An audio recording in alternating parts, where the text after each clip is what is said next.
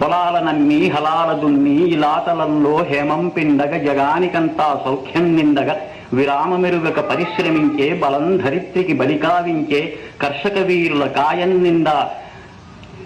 కాలువ కట్టే ఘర్మజలానికి ఘర్మజలానికి ధర్మజలానికి ఘర్మజలానికి ఖరీదు లేదోయ్.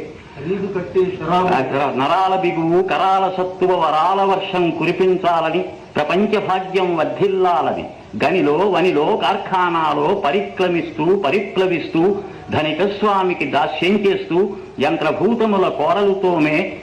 కార్మిక వీరుల కన్నుల నిండా కనకన మండే గలగల తొనకే విలాపాగ్నులకు విషారాశులకు ఖరీదు పెట్టే శరాబు లేదోయ్. కావున లోకపుటన్యాయాలు కాల్చే ఆకలి కూల్చే వేదన దారిద్ర్యాలు దౌర్జన్యాలు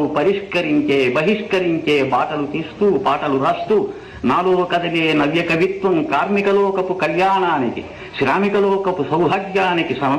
సమర్పణంగా సమర్చనంగా త్రిలోకాలలో త్రికాలాలలో శ్రమైక జీవన సౌందర్యానికి సమానమైనది లేనే లేదని కష్టజీవులకు కర్మవీరులకు నిత్యమంగళం నిర్దేశిస్తూ స్వస్తివాక్యములు సంధానిస్తూ స్వర్ణవాద్యములు సంరావిస్తూ యథార్థ జీవిత యథార్థ దృశ్యం పునాదిగా ఇక జనించబోయే భావి వేదముల జీవనాదములు జగత్తుగంతా సవులిస్తానోయ్. కమరి కొలిమి కుమ్మరి చక్రం జాలరి పగ్గం సాలెల మగ్గం శరీర కష్టం స్ఫురింపజేసే గొడ్డలి రంపం కొడవలి నాగలి సహస్ర వృత్తుల సమస్త చిహ్నలు నా వినిపించే నవీన గీతికి నా విరచించే నవీన రీతికి భావం భాగ్యం ప్రాణం ప్రణవం అని ప్రతిజ్ఞలో గేయం రాశాను.